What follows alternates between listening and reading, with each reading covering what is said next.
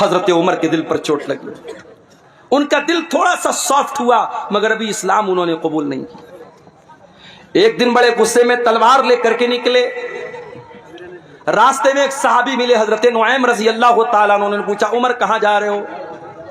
کہا کہ آج میں تلوار لے کر کے نکلا ہوں، آج محمد رسول اللہ کا مرڈر کر دوں گا، نعوذ باللہ آپ کی ہتیا کر دوں گا، اسلام کا کام تمام کر دوں گا۔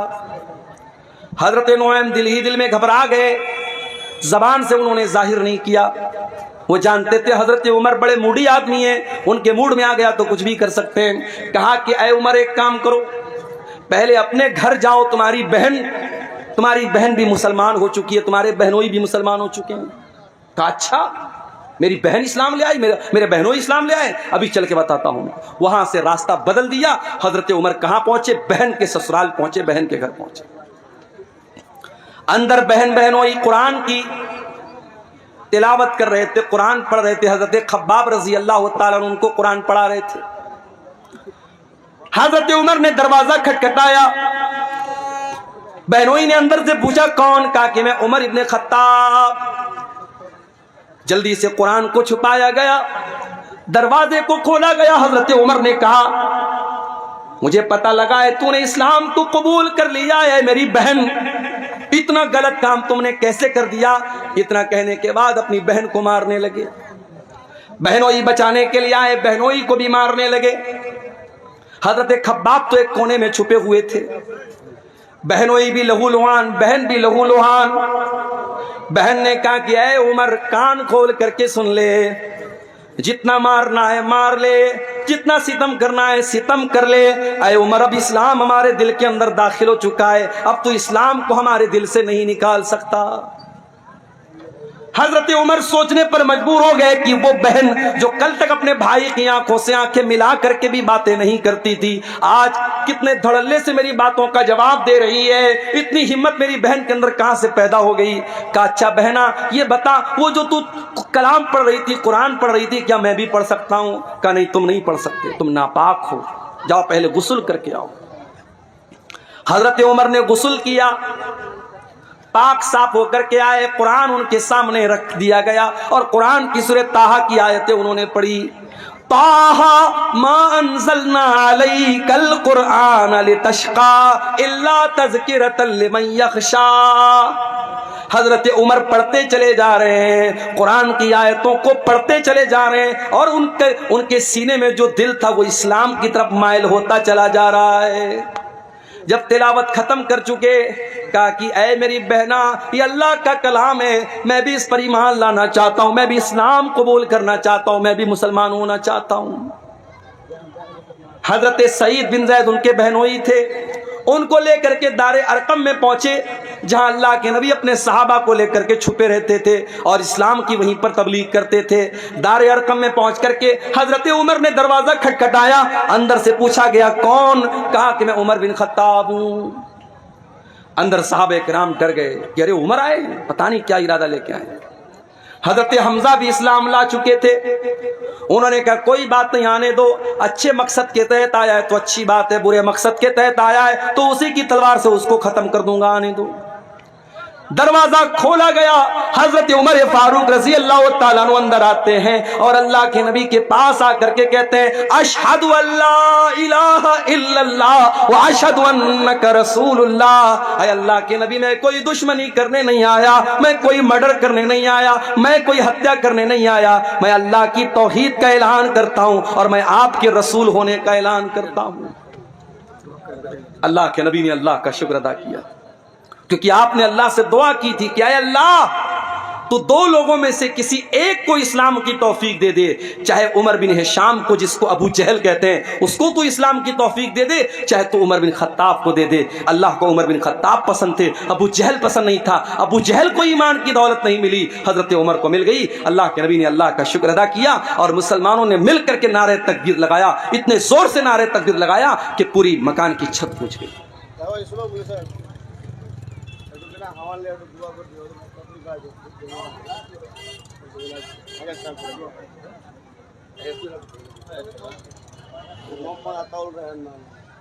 بیمار میں تکلیف 1000 روپے دان کیے ہیں۔ اچھا کیا نام ہے؟ کوئی محمد عطا الرحمان بھائی ہیں، بہت بیمار ہیں، تکلیف میں، انہوں نے مدرسے کو 1000 کا تعاون پیش کیا ہے. اللہ ان کا یہ چندہ قبول کرے، ان کی بیماری سے ان کو شفا عطا فرمائے. تو قرآن کریم میرے بھائیوں حضرت عمر فاروق کے دل کو بدلنے میں کامیاب ہو گیا. وہی قرآن ہمارے پاس موجود ہے. کہ قرآن ہمارے اوپر کیوں اثر نہیں ڈال رہا ہے؟ نمازوں میں قرآن پڑھا جا رہا ہے، تراویح میں قرآن پڑھا جا رہا ہے، تقریروں میں قرآن پڑھا جا رہا ہے، جمعہ کے خطبوں میں قرآن پڑھا جا رہا ہے، مگر دل کے اوپر کوئی اثر نہیں ہو رہا ہے. آؤ میں جواب دیتا ہوں.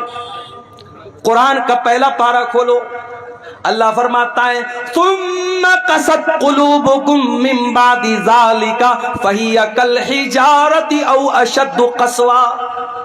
اے یہودیو، تم نے اتنے گناہ کیے، اتنے اللہ کو ناراض کرنے والے کام کیے کہ تمہارے دل کٹھور ہو گئے، تمہارے دل سخت ہو گئے، اتنے سخت ہو گئے.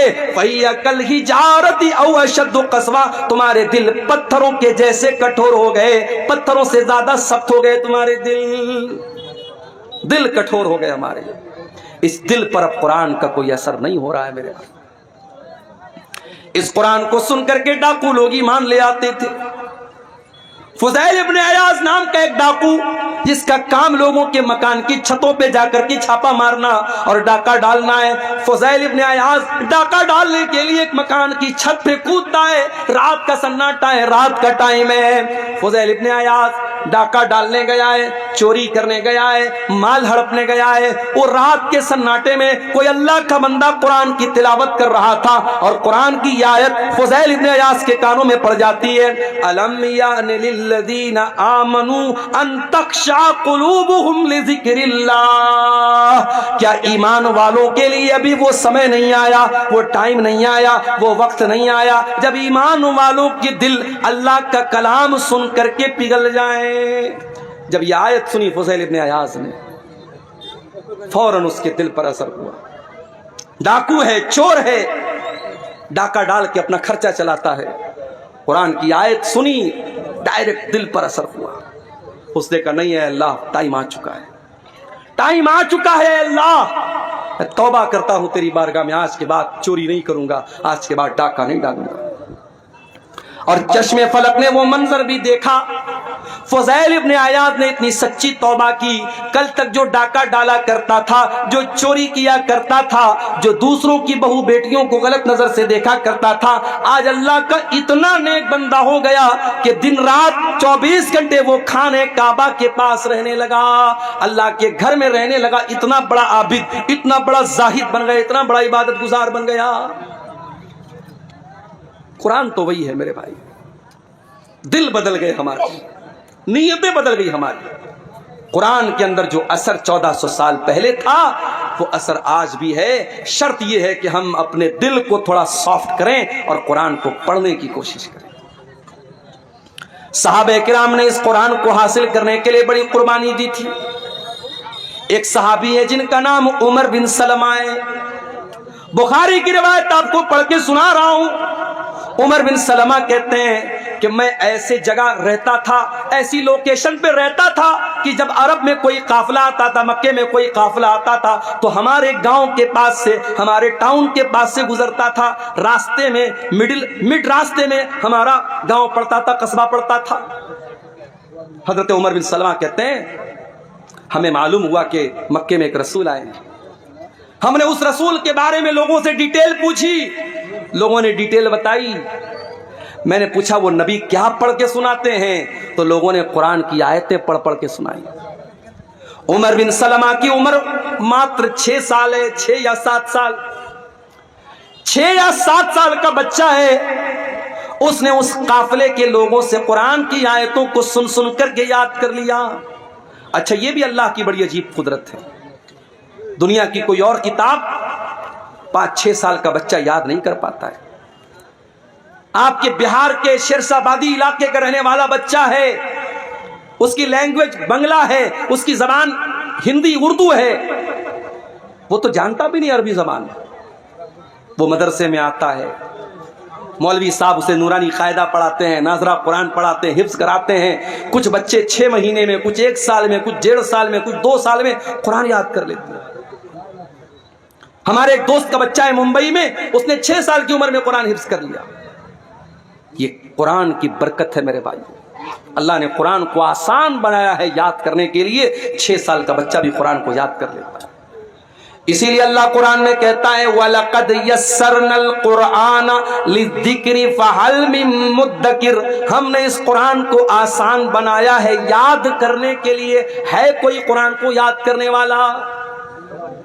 میں تحدیث نعمت کے طور پہ کہہ رہا ہوں، اپنی بڑائی کے طور پہ نہیں کہہ رہا ہوں، اس کو تکبر کے طور پہ یا بڑائی کے طور پہ مت لیجئے گا، تحدیث نعمت کے طور پہ کہہ رہا ہوں۔ لاک ڈاؤن لگا تھا، رمضان کا مہینہ آیا، میری والدہ اللہ مغفرت فرمائے، ان کی زندگی کا آخری رمضان تھا، مسجدیں بند تھی، تالا لگا تھا مسجد میں، رمضان کے اندر تراویح کی نماز گھر میں پڑھنے کا معاملہ آیا، میرے گھر میں کوئی حافظ نہیں تھا، مجھے سورہ بقرہ یاد تھی، میں نے اپنے ماں باپ سے کہا کوئی بات نہیں، میں کوشش کرتا ہوں تھوڑا تھوڑا یاد کر کے پڑھوں گا، تراویح گھر میں پڑھاؤں گا۔ عام دنوں میں سوچ بھی نہیں سکتا تھا کہ میں تراویح پڑھاؤں گا، میرے پیچھے میری ماں پڑھے گی، میرے باپ پڑھیں گے، میرے بھائی لوگ پڑھیں، کیونکہ میں حافظ تو نہیں ہوں۔ لیکن یہ لاک ڈاؤن کو آپ کہہ سکتے ہیں کہ یہ کرشمہ تھا اس کا۔ اللہ تعالیٰ کو یہ بھی لکھنا تھا میرے مقدر میں کہ میری والدہ کا آخری رمضان ہے، ان کی زندگی کا لاسٹ رمضان ہے، اسی کے بعد ان کا انتقال ہوا تھا، اور تراویح کی نماز وہ میرے پیچھے پڑھ رہی ہے۔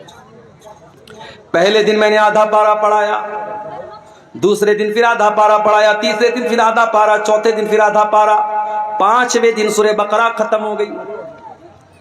سورہ بقرہ کے بعد سورہ آل عمران آتی ہے، میں بیٹھ کر کے آدھا پارا میں نے اور یاد کیا، رات میں تراویح میں پڑھ دیا میں نے، اگلے دن پھر آدھا پارا یاد کر کے میں نے تراویح میں پڑھایا، اس طریقے سے تقریباً 10:30 11 پارے رمضان کی برکت سے میں نے یاد کر لیے۔ لاک ڈاؤن کے پیریڈ میں میرے پیارے بھائیوں آدھا پارا روز بیٹھ کر کے یاد کرتا تھا اور رات میں تراویح پڑھا دیتا تھا۔ یہ کوئی بڑائی کے طور پہ نہیں کہہ رہا ہوں، یہ قرآن کا کمال ہے، یہ قرآن کا اعجاز ہے۔ اللہ کہتا ہے وَلَقَدْ يَسَّرْنَا الْقُرْآنَ لِلذِّكْرِ فَهَلْ مِن مُدَّكِرٍ، او لوگوں ہم نے قرآن کو آسان بنایا ہے یاد کرنے کے لیے، کیا ہے کوئی قرآن کو یاد کرنے والا؟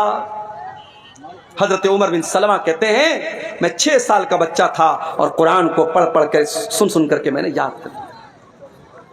اس کے بعد جب مکہ فتح ہو گیا اور میرے قبیلے کے لوگ اللہ کے رسول کے پاس پہنچے اور اسلام قبول کر لیا، تو اللہ کے نبی نے کہا کہ جاؤ تم اپنے گاؤں میں جا کر کے مسجد بناؤ اور نماز قائم کرو، اور جو تم میں قرآن سب سے زیادہ پڑھنے والا ہے اور قرآن سب سے زیادہ یاد جس کو ہے وہی تم کو نماز پڑھائے گا۔ جب میرے گاؤں کے لوگ آئے تو سب سے زیادہ قرآن مجھ کو یاد تھا، اور اسی لیے امام بخاری رحمۃ اللہ علیہ اس حدیث کو صحیح بخاری میں جب لائے ہیں تو چیپٹر کیا قائم کیا ہے، باب امامت الصبی، کہ اگر بچہ بھی قرآن کا حافظ ہے، قرآن اچھا پڑھ رہا ہے اور بچہ سمجھدار ہے، صحیح طریقے سے نماز پڑھ رہا ہے، تو بچے کو بھی امام بنا سکتے ہیں، بچے کو امام بنانے میں کوئی حرج کی بات نہیں۔ حضرت عمر بن سلمہ کہتے کہ میرے گاؤں کے لوگوں نے دیکھا کہ سب سے زیادہ قرآن تو اس کو یاد ہے، کہا چل بھائی تو نماز پڑھائے۔ اب یہ کہتے ہیں کہ میں بہت غریب فیملی سے تعلق رکھتا تھا، ایک ہی چادر تھی میرے پاس، ایک ہی چادر تھی، وہی لنگی بھی تھی اور وہی میرا کرتا بھی تھی، ایک ہی چادر میں پہنا کرتا تھا، ایک چادر پہن کر کے میں نماز پڑھاتا تھا۔ میرے پیچھے مردوں کی سب لگتی تھی اور مردوں کے پیچھے عورتوں کی سب لگتی تھی۔ جب میں سجدے میں جاتا تھا تو کبھی کبھی پیچھے سے میری شرمگاہ دکھنے لگتی تھی، پیچھے سے میرا پاخانے کا راستہ دکھنے لگتا تھا۔ عورتوں نے آ کر کے شکایت کی کہ ارے کم سے کم اپنے امام کو کپڑا تو ڈھنگ کا دے دو، ان کی شرمگاہ پیچھے سے نظر آ جاتی ہے۔ تب لوگوں نے مجھے خرید کر کے ایک دوسری چادر دی، اور مجھے زندگی میں کبھی اتنی خوشی نہیں ہوئی جتنی اس ایک چادر کے پانے کے بعد ہوئی تھی۔ یہ تھے صحابہ کرام جنہوں نے قرآن کو حاصل کرنے کے لیے اتنی محنت کی تھی۔ اور میں آپ کو یہ بھی بتا دوں، کوئی پوچھ سکتا ہے بھائی قرآن کی ضرورت کیا ہے، ہمارے پاس اتنی نالج ہے، اتنی عقل ہے، ہمیں قرآن کی کیا ضرورت ہے؟ میں ایک بہت پوائنٹ کی بات آپ کو بتانے جا رہا ہوں۔ دیکھو نالج ہم حاصل کرتے ہیں 3 چیزوں سے۔ پہلی چیز اللہ تعالیٰ نے ہماری باڈی میں 5 سینس رکھے ہیں. ہم کوئی چیز دیکھ کر کے پتہ لگا لیتے ہیں. جیسے میری آنکھیں دیکھ رہی، سامنے ٹیوب لائٹ لگی ہے، وائٹ روشنی ہے، ہماری آنکھوں سے پتہ لگتا ہے. یہ جھالر جو لگی ہے ریڈ کلر کی ہے، وائٹ کلر کی ہے. ہم آنکھوں سے کوئی چیز دیکھ کر کے علم حاصل کرتے ہیں. کان سے سن کر کے بھی ہم علم حاصل کرتے ہیں. میوزک بج رہا ہے، تقریر بج رہی ہے، قرآن کی تلاوت بج رہی ہے، خسر پسر ہو رہی ہے، کیا ہو رہا ہے؟ کان سے سن کر کے ہمیں معلوم ہو جاتا ہے. اسی طریقے سے ہم سونگھ کر کے پتہ لگا لیتے ہیں، خوشبو ہے کہ بدبو ہے، مہک آ رہی ہے، اچھی مہک ہے، بری مہک ہے، سونگھ کر کے پتہ لگ جاتا ہے. اسی طریقے سے ٹچ کر کے ہمیں پتہ لگ جاتا ہے یہ موبائل ہے، یہ سخت ہے کہ سافٹ ہے، یہ برف ہے، ٹھنڈی ہے کہ گرم ہے، ہم چھو کر کے بتا دیتے ہیں. اسی طریقے سے میرے بھائیوں ہم زبان سے چکھ کر کے بتا دیتے ہیں کھٹی ہے کہ میٹھی ہے، کڑوی ہے کہ اچھی ہے، ہم زبان سے چکھ کر کے بتا دیتے ہیں. اللہ تعالیٰ نے ہماری باڈی میں 5 سینس رکھے ہیں. ہم دیکھ کر کے، سن کر کے، چکھ کر کے، ٹچ کر کے ہم پتہ لگا سکتے ہیں کہ کون سی چیز کیسی ہے. مگر کبھی کبھی ہمارے یہ 5 جو سینس ہیں یہ کبھی کبھی دھوکہ کھا جاتے ہیں. مثال کے طور پر آپ ٹرین میں بیٹھے ہوئے ہیں، ٹرین کی کھڑکی کے پاس آپ بیٹھے ہوئے، آپ کی آنکھوں کو ایسا لگ رہا ہے کہ ٹرین کے باہر جتنے پیڑ پودے ہیں، جتنے گھر اور مکانات ہیں، سب چل رہے ہیں، سب موو کر رہے ہیں، حرکت کر رہے ہیں.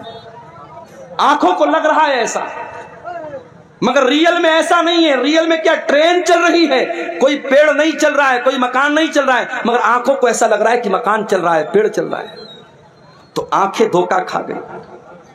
آپ کو بخار ہے، فیور ہو گیا آپ کو، میں آپ کے پاس میٹھی چائے لے کے آیا، آپ نے پیا، کہا ارے یار عبدالغفار صاحب آپ نے بڑی پھیکی چائے پلا تھی. چائے تو میٹھی ہے مگر آپ کی زبان دھوکہ کھا گئی. کیوں؟ آپ کو فیور ہے، بخار ہے. پتا یہ چلا کہ یہ 5 سینس جو ہماری باڈی میں ہے یہ کبھی کبھی دھوکہ کھا جاتے ہیں. اور جب یہ دھوکہ کھاتے ہیں تو کون سی چیز ہمیں بتاتی ہے کہ صحیح کیا ہے، غلط کیا ہے؟ ہماری عقل بتاتا ہے، ہمارا برین بتاتا ہے، ہمارا مائنڈ بتاتا ہے. مگر مائنڈ بھی کبھی کبھی دھوکہ کھا جاتا ہے. مثال کے طور پر آپ شادی کرتے ہیں، آپ کی ماں آپ کے لیے رشتہ دیکھنے جاتی ہے. عقل کہتی ہے کہ ارے رشتہ دیکھنے کے لیے باہر جانے کی کیا ضرورت ہے، اس کی بہن موجود ہے نا، اس کی بہن اسی گھر میں رہتی ہے، اس گھر کے سارے طور طریقے جانتی ہے، بہن سے شادی کیوں نہیں کرا دیتے؟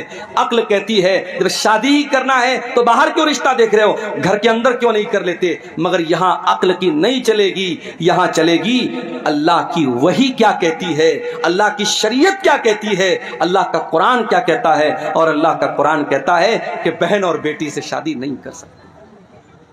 تو پتہ یہ چلا کہ جہاں 5 سینس کام کرنا بند کر دے وہاں عقل کام کرتی ہے، اور جہاں عقل کام کرنا بند کر دے وہاں اللہ کی وحی کام کرتی ہے، اللہ کی شریعت کام کرتی ہے. اور اللہ کی شریعت 2 چیزوں کا نام ہے، ایک کا نام قرآن ہے اور ایک کا نام سنت ہے. انہی دونوں چیزوں کا نام شریعت ہے، انہی دونوں چیزوں کا نام اسلام ہے.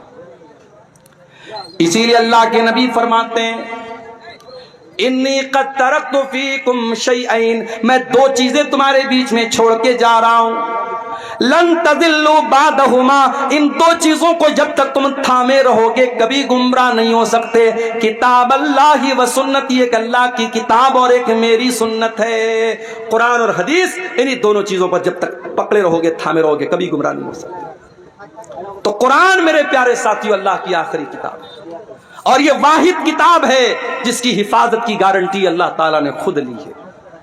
تورات کی حفاظت کی گارنٹی ان کے علماء کو دی گئی، زبور کی حفاظت کی گارنٹی ان کے علماء کو دی گئی، انجیل کی حفاظت کی گارنٹی ان کے علماء کو دی گئی. مگر جب قرآن اللہ نے نازل کیا تو اعلان کر دیا انا نحن نزلنا الذکر وانا لہ لحافظون. او لوگو اس قرآن کو ہم نے اتارا ہے اور اس قرآن کی حفاظت کرنے والے بھی ہم ہیں. قرآن کی حفاظت اللہ کرتا ہے.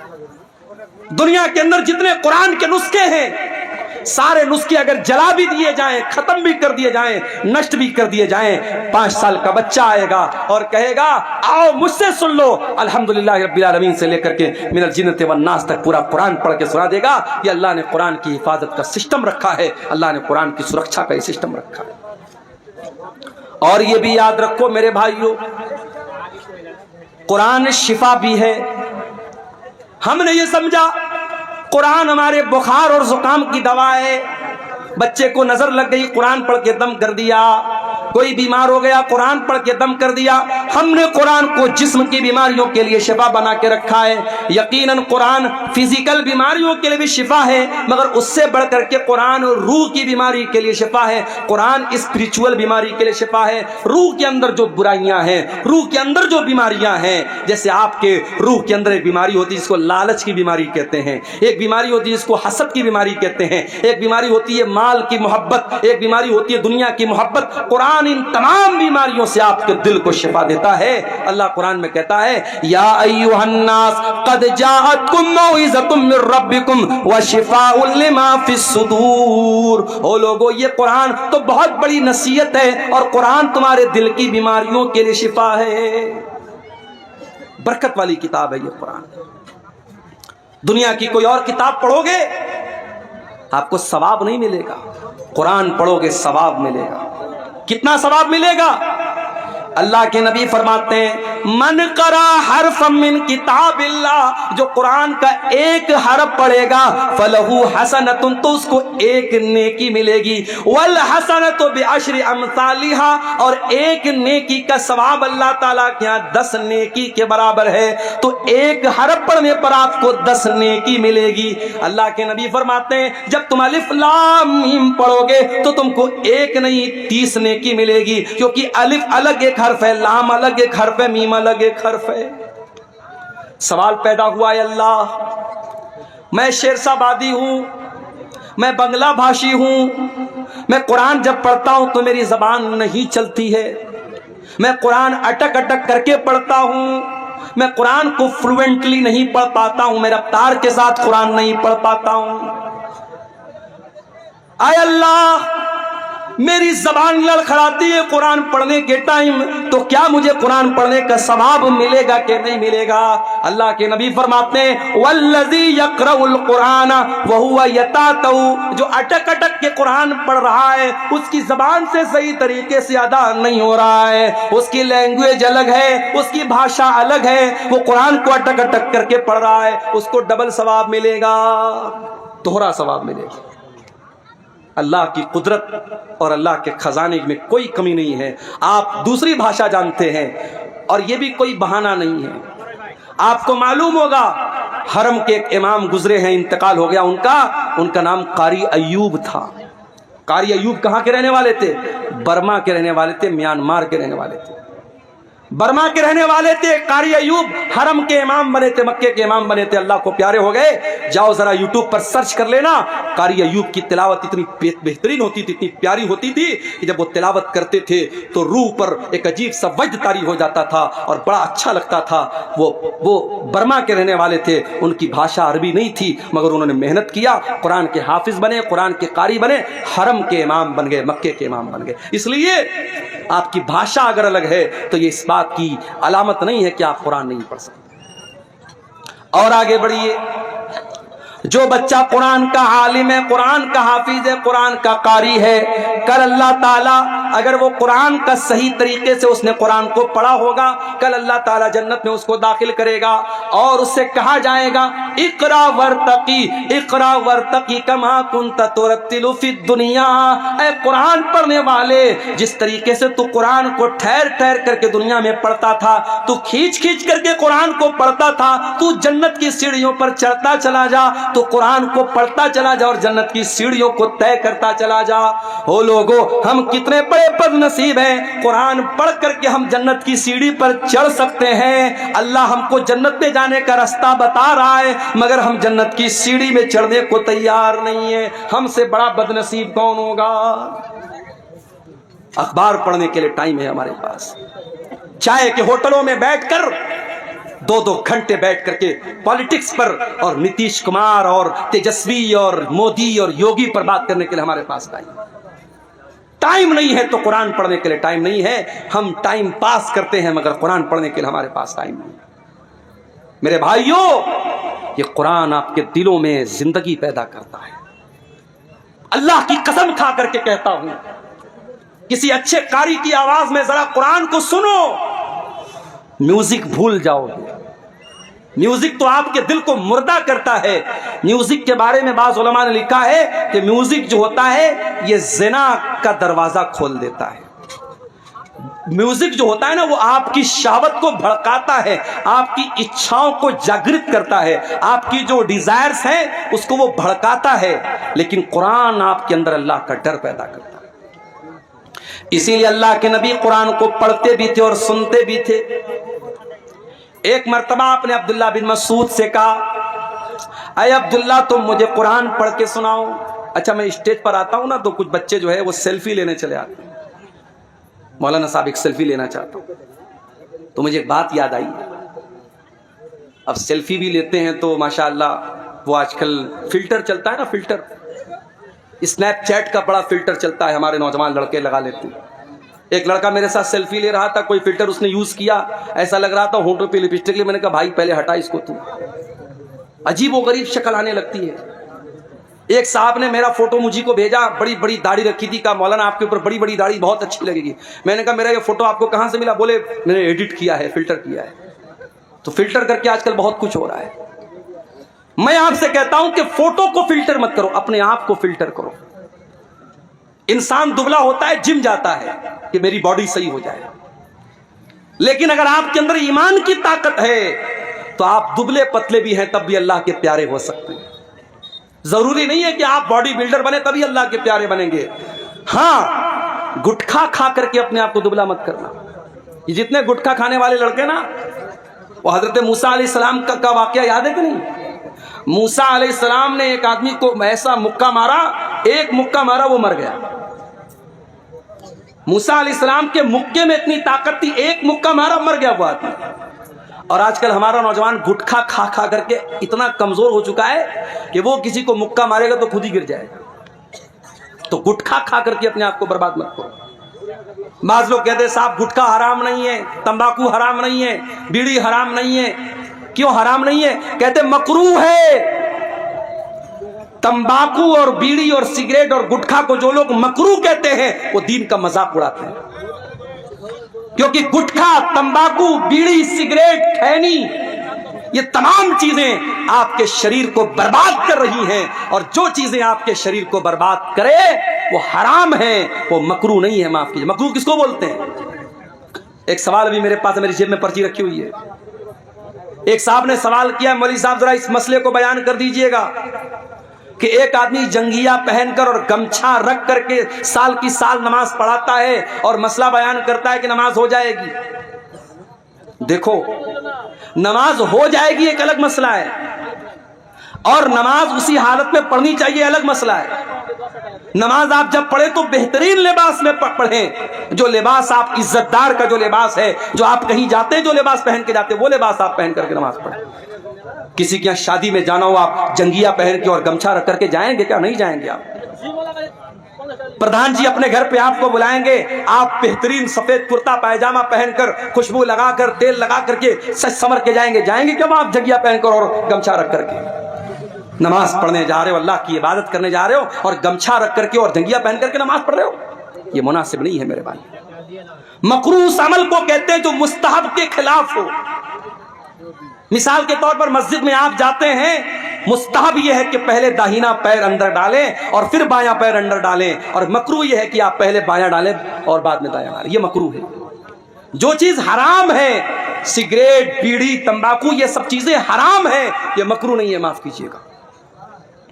अब्दुल्ला बिन मसूद रजी अल्लाह ताला अन्हु बहुत दुबले पतले थे। एक बार वो पेड़ पे चढ़ करके मिसवाक तोड़ रहे थे। इतने दुबले पतले थे कि उनकी पतली पतली टांगे हवा में लहरा रही थी, और सहाबे किराम देख करके हंस रहे थे कि देखो अब्दुल्ला की टांगे कितनी पतली पतली हैं। अल्लाह के नबी ने पूछा क्यों हंस रहे हो? कहा अल्लाह के नबी जरा देखिए अब्दुल्ला की टांगे कितनी पतली पतली। आपने फरमाया कि तुम अब्दुल्ला की टांगों को पतला समझ करके मजाक उड़ा रहे हो।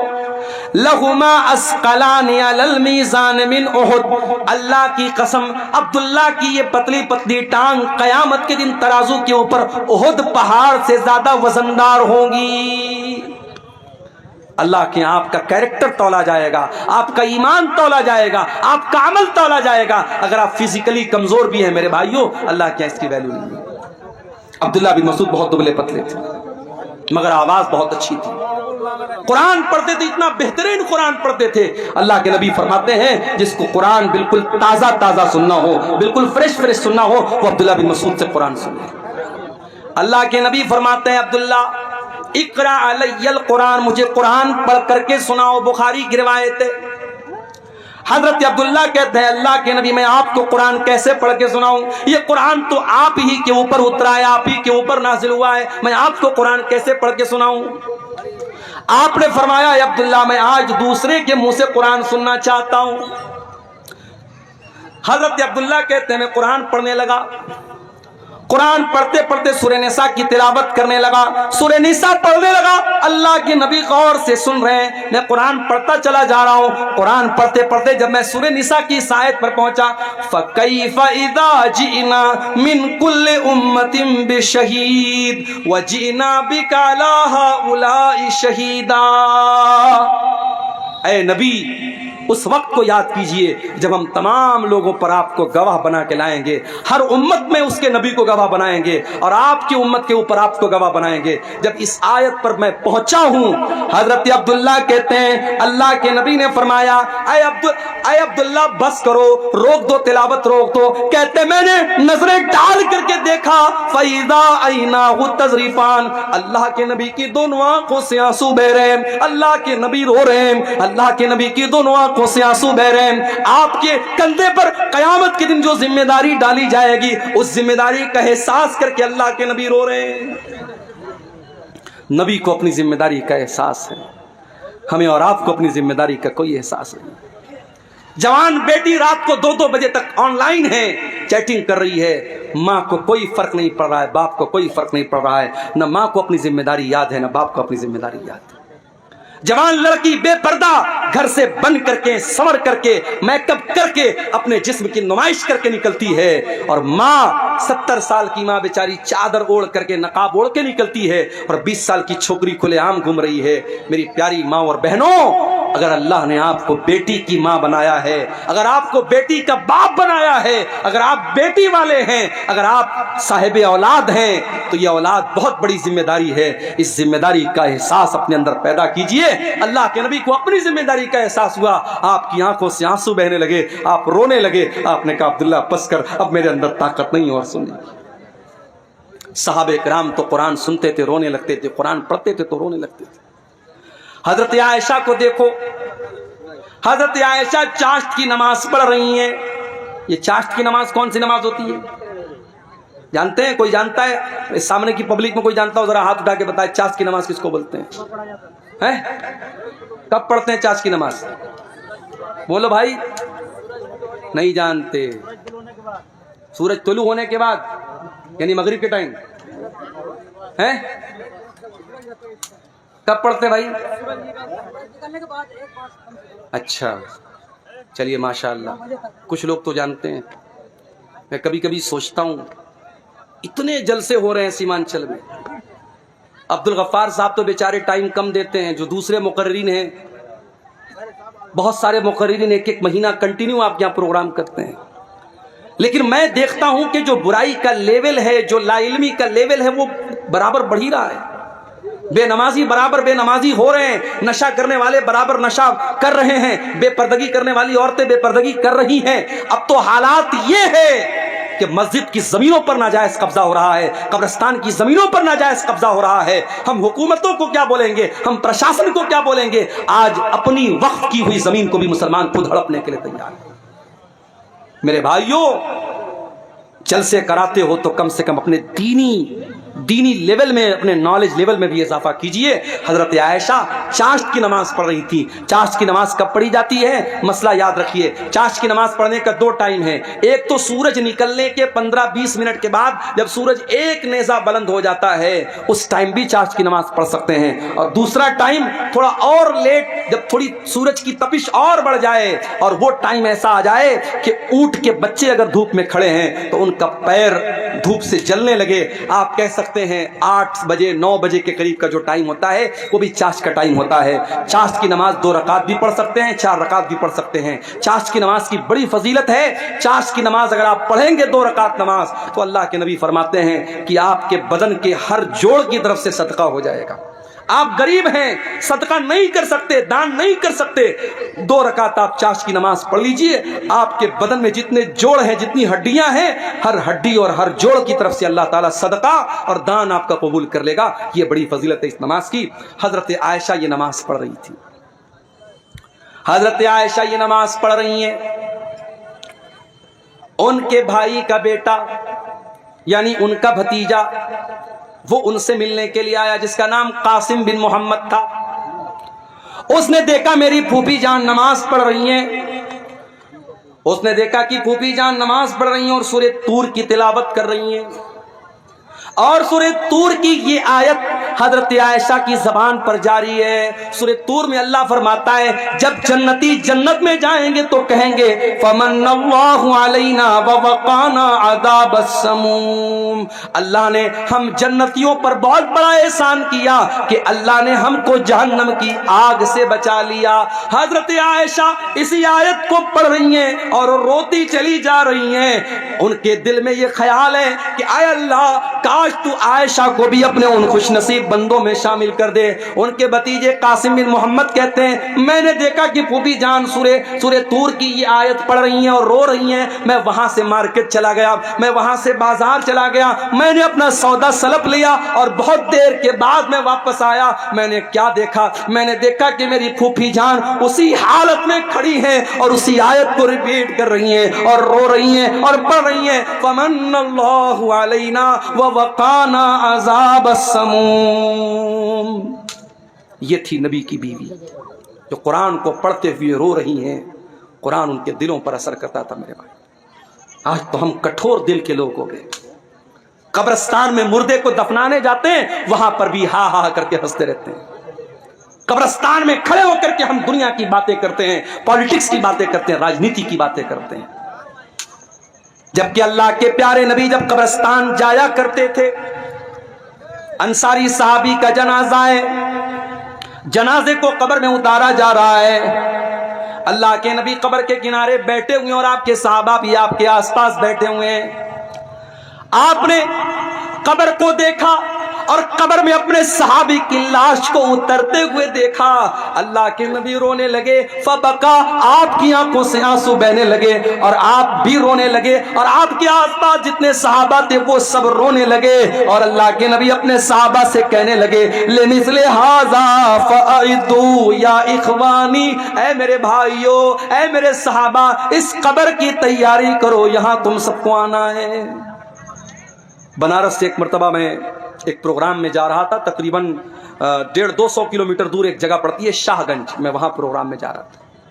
ہمارے ایک ساتھی تھے, کار چلا رہے تھے. راستے میں ایک جنگل آیا. اچانک ان کی ہیڈ لائٹ نے کام کرنا بند کر دیا. جنگل کے بیچ میں ہیڈ لائٹ نے کام کرنا بند کر دیا. گھپ اندھیرا. جنگل کے بیچ میں کار کھڑی ہے, ہم کار کے اندر ہیں, اے سی چل رہی ہے, لیکن لائٹ بند ہو گئی, اندھیرا ہو گیا. تو ہمارے دل اور دماغ میں ڈر کی ایک لہر دوڑ گئی. غور کرو میرے پیارے بھائیوں, ہم قبر کے اندر جب جائیں گے, ہمارے ماں باپ ہم کو دفنانے کے بعد, ہمارے بچے ہم کو دفنانے کے بعد, ہمارے رشتہ دار ہم کو دفنانے کے بعد مٹی اپنے ہاتھ سے جھاڑ کر کے چلے جائیں گے. منکر نکیر آئیں گے. اس قبر کی تاریکی میں ہمارے پاس کوئی موبائل کا ٹارچ نہیں ہوگا جس کو ہم جلا سکیں, کوئی اے سی اور کولر نہیں ہوگا جس کی ہوا کھا سکیں.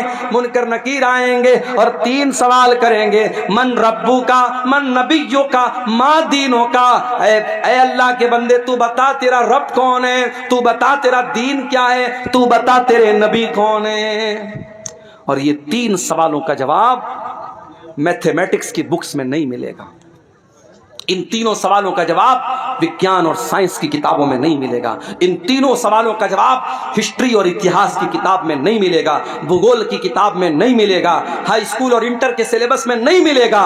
ان تینوں سوالوں کا جواب مدرسہ دارالقرآن عزیزیہ کے جو بچے جس کتاب کو پڑھ کے حافظ ہوئے ہیں, اس کتاب کے اندر ملے گا. قرآن جواب دے گا ان تینوں سوال کا، تیرا رب کون ہے، تیرا دین کیا ہے، تیرے نبی کون ہے۔ اور جب بندہ صحیح جواب دے گا میرا رب اللہ ہے، میرا دین اسلام ہے، میرے نبی محمد صلی اللہ تعالی علیہ وسلم ہے، تو فرشتہ پوچھے گا کہ تجھے یہ سوال، ان سوالوں کا جواب تجھے کیسے پتا چلا؟ تو بندہ کہے گا قرأت کتاب اللہ، اے اللہ میں نے قرآن کو پڑھا تھا، میں نے اللہ کی کتاب کو پڑھا تھا، قرآن پڑھا تھا، اس لیے میں نے ان تینوں سوالوں کا جواب دیا ہے۔ تو میرے بھائیوں اس کتاب پر آپ محنت کرو، اس کتاب کے پڑھنے والے یہاں بچے پڑھ رہے ہیں۔ مدرسوں کو حقیر مت جانو میرے بھائیوں، مدرسوں میں پڑھانے والے ان مولویوں کو حقیر مت جانو۔ کمیٹی کے لوگوں نے مجھ کو پرچی دی ہے کہ مولوی صاحب ذرا چندے کے لیے بول دیجئے، چندہ بہت کم ہوا ہے۔ یہ افسوس کی بات ہے، تکلیف کی بات ہے۔ اسی آپ کے شیرزابادی سماج میں فضول کاموں کے لیے لاکھوں روپے خرچ ہو جاتے ہیں۔ مشاعرہ ہو جائے ابھی لاکھوں روپے خرچ ہو جائیں گے، کوئی فضول چیز ہو جائے، کوئی کھیل ہو جائے، کوئی ناچ گانا ہو جائے، لاکھوں روپیہ آپ خرچ کرنے کے لیے تیار ہو جائیں گے۔ یہ سال بھر کے مدرسے کا بجٹ آپ کے اس چندے سے چلتا ہے۔ اور آج اگر جلسے والوں کو اردو بھاشی مقرر سے یہ کہنا پڑے کہ چندہ کم ہوا ہے، آپ تعاون کی اپیل کیجئے، تو یہ ہمارے اور آپ کے لیے چلو بھر پانی میں ڈوب مرنے کا مقام ہے۔ میرے بھائی میں تو یہی کہہ سکتا ہوں، انورودھ کر سکتا ہوں، نویدن کر سکتا ہوں، گزارش کر سکتا ہوں کہ بھائی یہ مدرسے کے بچے ہیں، قرآن پڑھنے پڑھانے والے بچے ہیں، جو ہو سکے دل کھول کے تعاون کرو۔ اپنی ماں بہنوں سے کہوں گا کہ جانا تو اس ادارے کا بھرپور تعاون کر کے جانا کہ اسی مقصد کے لیے جلسہ ہوا ہے۔ اور آپ کو ایک بات بتاؤں، میں میرے نبی کی ایک سنت آپ کو بتا رہا ہوں۔ میرے نبی نے اپنی فیملی کی ضرورت کو قربان کر کے اپنے مدرسے کے اسٹوڈنٹ کی ضرورت کو پہلے پورا کیا ہے۔ آپ کی سب سے چھوٹی بیٹی جس کا نام فاطمہ تھا، ان کو پتا لگا کہ میرے ابا کے پاس کچھ غلام آئے ہیں، کچھ نوکر آئے ہیں، کچھ لونڈیاں آئی ہیں، تو وہ اللہ کے نبی کے پاس آئی کہ کوئی ایک نوکر مجھ کو مل جائے، کوئی ایک نوکرانی مجھ کو مل جائے، میرے گھر کا کچھ کام آسان ہو جائے۔ حضرت فاطمہ کی ملاقات اللہ کے رسول سے نہیں ہوئی۔ حضرت فاطمہ نے اللہ کے نبی کو پیغام اپنا پہنچا دیا حضرت عائشہ کے ذریعے کہ میرے ابا آئے تو بتا دینا کہ آپ کی بیٹی آئی تھی اور غلام آئے ہیں، ایک غلام آپ کی بیٹی کو مل جائے یا ایک لونڈی آپ کی بیٹی کو مل جائے تو بیٹی کا کام آسان ہو جائے۔ اللہ کے نبی شام کو آتے آپ کو معلوم ہوتا ہے کہ آپ کی بیٹی غلام کے لیے آئی تھی، نوکر کے لیے آئی تھی۔ بخاری کے الفاظ، اللہ کے نبی شام کو اپنی بیٹی کے گھر پہنچتے ہیں۔ حضرت علی کہتے ہیں ہم دونوں میاں بیوی بستر پر بیٹھے ہوئے تھے، اللہ کے نبی آتے ہیں، دروازہ کھٹکھٹاتے ہیں، اندر آتے ہیں اور بستر پہ آ کر کے اپنی بیٹی اور داماد کے بغل میں بیٹھ جاتے ہیں، اور اللہ کے نبی اپنی بیٹی سے کہتے ہیں اے میری بچی، مجھے پتا چلا کہ تو غلام لینے کے لیے میرے پاس آئی تھی، تو لونڈی لینے کے لیے میرے پاس آئی تھی۔ اے میری بچی، ابھی تو میرے مدرسے کے جو طلباء ہیں، جو اصحاب صفہ ہیں، جو دین حاصل کرنے کے لیے جو میرے غریب صحابہ مسجد میں رہتے ہیں، اے میری بچی ان کے کھانے کا انتظام نہیں ہے، ان کے جینے کا انتظام نہیں ہے، اے میری بچی ان غلاموں کو بیچ کر کے پہلے میں ان کا انتظام کروں گا، اس کے بعد میں دیکھوں گا میری بیٹی کو کیا ضرورت ہے۔ اللہ اکبر۔ نبی کی سنت کو بھی آج زندہ کرنے کی ضرورت ہے میرے بھائیوں۔ اللہ کے نبی نے پہلے اپنی بیٹی کی ضرورت کو پورا نہیں کیا، پہلے اپنے مدرسے کے بچوں کی ضرورت کو پورا کیا۔ حقیر نہ جانو ان مدرسے کے بچوں کو۔ اللہ کے نبی فرماتے ہیں خیرکم من تعلم القرآن وعلمہ، تم میں سب سے بہترین انسان وہ ہے جو قرآن کو سیکھتا ہے، جو قرآن کو سکھاتا ہے، جو قرآن کا ٹیچر ہے، جو قرآن کا اسٹوڈنٹ ہے، اس سے بہترین کوئی انسان نہیں ہے۔ آپ کی نظر میں سائنس پڑھانے والے کی سیلری کتنی ہونی چاہیے؟ 20,000۔ آپ کی نظر میں گणت پڑھانے والے ٹیچر کی سیلری کتنی ہونی چاہیے؟ 15,000۔ اور قرآن پڑھانے والے ٹیچر کی 10,000، 8,000، 6,000۔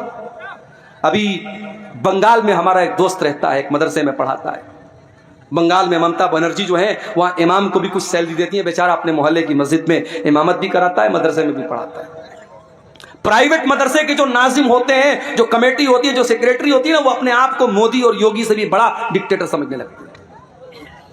اس مدرسے کی کمیٹی کے لوگوں نے کیا کہا کہ مولوی صاحب آپ ہمارے مدرسے میں پڑھا رہے ہیں تو 24 گھنٹے آپ کو ڈیوٹی کرنا پڑے گا۔ کیا مطلب؟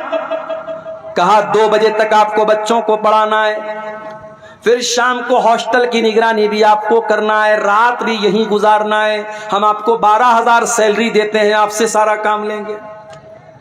ہمارے دوست نے کہا کہ بھائی مجھے بخش دو, میں امام بھی ہوں اپنے محلے کی مسجد کا, میں ڈیلی آتا جاتا ہوں, میرا خیال کرو, میں رمضان میں اتنی محنت سے چندہ لاتا ہوں, میرا خیال کرو. کہ نہیں, کوئی خیال نہیں رکھا جائے.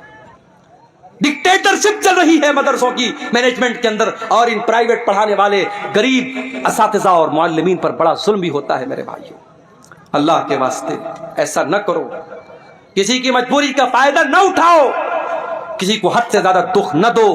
یہ قرآن پڑھنے پڑھانے والے, ان کا مقام بہت اونچا ہے, ان کی قدر کرو, ان کی عزت کرو, ان کو اچھی تنخواہیں دو. اور میں نے ایک بات اور کہی تھی, آپ کے اسی سیمانچل کے علاقے میں پروگرام ہوا تھا, میں نے کہا تھا کہ آج مسجدوں کے امام کی رہنے کی جگہ نہیں ہے. ہمارے اسحاق بھائی آئے ہیں, کھیڑیا ہاٹ میں ان کا مسجد کے امام ہیں, ان کے کمرے میں جاتا ہوں, چھوٹا سا کمرہ ہے, شادی ہو چکی ہے, فیملی کو لے کے نہیں رہ سکتے. کتنی مسجدیں ہیں جہاں امام کو رہنے کے لیے جو کمرہ ملتا ہے وہ کمرہ اتنا چھوٹا ہوتا ہے کہ امام صاحب بیچارے پورا پیر پھیلا دے تو کمرہ پورا فل ہو جائے گا. امام صاحب کے بیوی بچے کہاں رہیں گے؟ نہیں صاحب, امام صاحب بیچارے اللہ کے نیک بندے ہیں, ان کے بیوی بچے آرام سے اپنے گھر میں رہیں گے. آپ پسند کریں گے کہ آپ زندہ ہیں اور آپ کے بچے یتیم ہو جائیں, آپ زندہ ہیں اور آپ کی بیوی بیوہ ہو جائیں؟ اور مجھے کہنے دیجئے کہ آج بہت سارے مدرسوں سے جو کانڈ ہوتے ہیں, جو واقعات ہوتے ہیں بدفعلی کے اور حرام کاموں کے, اس کی بہت بڑی وجہ یہ ہے کہ آج بہت سارے مدرسوں کے ٹیچروں کو فیملی سے دور رکھا جاتا ہے. میرا بس چلے تو ہر مدرسے میں یہ قانون لگا دوں کہ جتنے بھی ٹیچر رہیں گے فیملی کے ساتھ رہیں گے, بیوی بچوں کے ساتھ رہیں گے, ان کے بیوی بچوں کے ساتھ ان کا انتظام کیا جائے, ورنہ ان مدرسوں کو بند کر دیا جائے. 6 مہینہ انسان شادی شدہ ہے, بیوی بچے والا ہے, بیوی سے دور رہے گا, شیطان طرح طرح کے خیالات ڈال سکتا ہے, شیطان غلط راستے پر ڈال سکتا ہے. میرے پیارے ساتھیوں, یہ صحابہ کا دور نہیں ہے, یہ صحابہ کا زمانہ نہیں ہے, یہ تابعین کا زمانہ نہیں ہے. اپنی مسجدوں کے امام کو اگر گندگی سے بچانا چاہتے ہو, اپنے مدرسے کے ٹیچروں کو غلط کام سے بچانا چاہتے ہو, تو ان کو فیملی کوارٹر کا بھی انتظام کرو. آج اگر آپ کی کمائی اپنے لیے ہے, اگر آپ اپنے گھر کے لیے, اپنے بچوں کے لیے بہترین گھر بناتے ہو, تو مدرسے میں پڑھنے والے پڑھانے والے ان ٹیچروں کے لیے بھی آپ کو فیملی کوارٹر کا انتظام کرنا چاہیے. آج افسوس ہوتا ہے مجھے میرے بھائی, اتنے بڑے بڑے جلسے ہوتے ہیں سیمانچل میں, اتنے بڑے بڑے ٹینٹ لگائے جاتے ہیں, دور دور تک لاؤڈ اسپیکر کی آواز جا رہی ہے, لائٹنگ کی گئی ہے, کئی لاکھ روپے ایک جلسے پر خرچ ہوتے ہیں, اور علاقہ اتنا کمزور ہوتا ہے کہ راستے میں چل کے آؤ تو راستہ پورا خراب ہے, کہیں چلنے کے لائق نہیں ہے. اس کے باوجود اتنے خرچے کر کے مدرسے کا جلسہ ہوتا ہے, لیکن جب آخر میں حساب ہوتا ہے, مولوی صاحب چندہ بہت کم ہوا ہے. یہ رونا عام طور سے رویا جاتا ہے. ایسا کیوں ہو رہا ہے میرے بھائیوں؟ اس پر ہمیں اور آپ کو غور کرنے کی ضرورت ہے.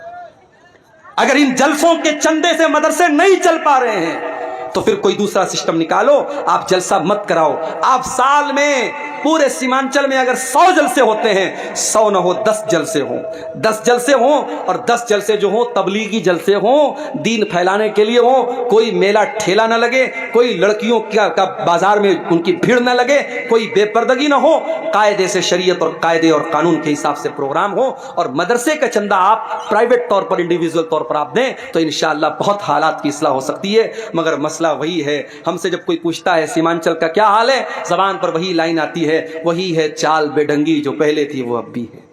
وہی ہے چال بے ڈنگی جو پہلے تھی وہ اب بھی ہے. دنیا کہاں سے کہاں پہنچ گئی, سیمانچل کا علاقہ آج وہیں کا وہی ہے. جہالت ویسی ہی ہے, غربت ویسی ہی ہے, دین سے دوری ویسی ہی ہے, بے پردگی دن بدن بڑھ رہی ہے, نوجوانوں میں شراب اور نشے کا رجحان بڑھ رہا ہے. میرے پیارے ساتھیوں, آؤ قرآن پر میں نے پوری تقریر قرآن پر کی ہے. ایک بڑی خاص بات اور آخری بات بیان کر کے بات ختم کروں گا کہ قرآن پر عمل بھی ہمیں اور آپ کو کرنا ہے. صرف قرآن کو پڑھنا کمال نہیں ہے, قرآن کو سننا کمال نہیں ہے, قرآن پر عمل بھی ہمیں اور آپ کو کرنا ہے. حضرت عمر فاروق کے پاس ایک آدمی آیا, اس نے حضرت عمر سے کہا, اے عمر تم ہمارے ساتھ نا انصافی کرتے ہو, اے عمر تم ہمارے ساتھ نا انصافی کرتے ہو, ہمیں پیسہ نہیں دیتے ہو, ہمیں تحفہ نہیں دیتے ہو. حضرت عمر بڑے غصے والے آدمی تھے. حضرت عمر کو غصہ آ گیا, ان کا ہاتھ ان کی تلوار کی طرف جانے لگا. ان کے دربار میں ایک آدمی تھا، اس نے کہا کہ اے عمر ابن خطاب، کیا آپ نے اللہ کا کلام نہیں پڑھا ہے؟ کیا آپ نے رب کا قرآن نہیں پڑھا ہے؟ اللہ قرآن میں کہتا ہے خذ العفو وامر بالعرف واعرض عن الجاہلین۔ اللہ قرآن میں کہہ رہا ہے کہ اے میرے بندو، معاف کر دیا کرو اور نیکی کا حکم دیا کرو اور جاہلوں سے منہ نہ لگا کرو، جاہلوں کو نظر انداز کیا کرو۔ اے عمر، یہ انسان جاہل ہے، اس کے منہ نہ لگیے، اس کو نظر انداز کر دیجئے۔ جب قرآن کی آیت پڑھی گئی، حضرت عمر سرنڈر ہو گئے، حضرت عمر فوراً ٹھنڈے پڑ گئے۔ اور حدیث کے الفاظ ہیں، بخاری کی روایت ہے، وَقَانَ وَقَافًا عِنْدَ کِتَابِ اللَّهِ۔ حضرت عمر کی عادت تھی، اگر قرآن پڑھا جاتا تھا اور قرآن کا کوئی حکم پیش کیا جاتا تھا، حضرت عمر فوراً سرنڈر ہو جاتے تھے اور مان لیتے تھے۔ میرے عزیزو، قرآن کی روشنی میں اپنی اصلاح کرو۔ قرآن کہتا ہے نماز قائم کرو، مسجدیں آج ویران ہیں۔ قرآن کہتا ہے زنا کے قریب مت جاؤ، اور آج زنا کے اڈے مسلمانوں سے آباد ہیں۔ قرآن کہتا ہے ولا یبدین زینتہن، عورتیں بے پردگی نہ کریں، اور آج ہماری اور آپ کی عورتیں بے پردگی کر رہی ہیں۔ قرآن کہتا ہے نشے کے قریب مت جاؤ، اور آج ہمارا نوجوان نشہ کر رہا ہے۔ قرآن کہتا ہے نماز اپنے ٹائم پر پڑھو، ہمارا نوجوان آج نماز سے دور ہے۔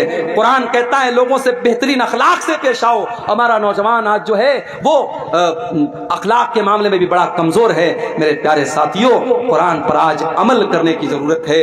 اور اللہ قرآن میں جب قرآن کی فضیلت بیان کرتا ہے تو ساتھ میں یہ بھی کہتا ہے کہ یہ قرآن لیدبروا آیاتہ، قرآن تدبر کرنے کے لیے، قرآن غور کرنے کے لیے ہے۔ میرے عزیزوں، ڈیلی آدھا گھنٹہ صحیح، 1 گھنٹہ صحیح قرآن پڑھنے کے لیے ٹائم نکالو۔ آج بنگلہ بھاشا میں قرآن کا انواد موجود ہے، اردو زبان میں قرآن کا ترجمہ موجود ہے، انگلش میں قرآن کا ٹرانسلیشن موجود ہے۔ جو زبان آپ کو آتی ہے، جو بھاشا آپ کو آتی ہے، اس بھاشا میں قرآن کو لے کر کے بیٹھ جاؤ۔ آدھا گھنٹہ، میں زیادہ نہیں بولتا، آدھا گھنٹہ ڈیلی آپ قرآن کو دینا شروع کر دو۔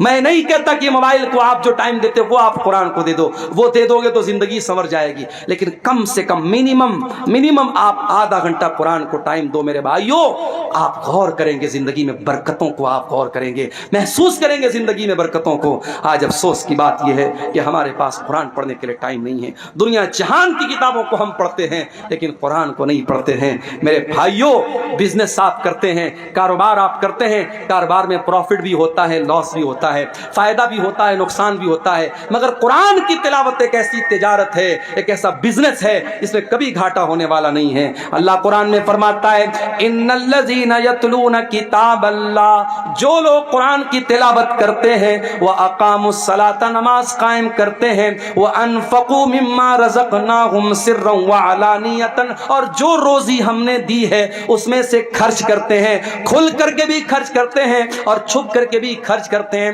اللہ فرماتا ہے یرجون تجارۃ لن تبور، قرآن پڑھنے والا ایسا بزنس کر رہا ہے، ایسا ویاپار کر رہا ہے جس میں کبھی گھاٹا ہونے والا نہیں ہے۔